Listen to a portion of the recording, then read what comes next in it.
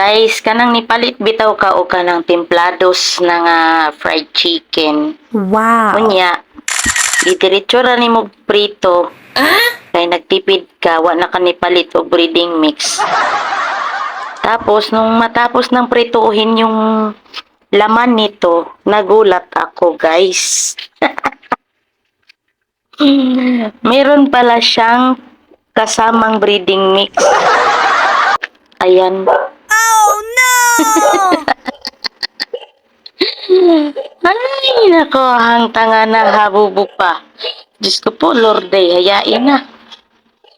Naluto na lahat eh. Yun lang guys. Thank you for watching. Share ko lang.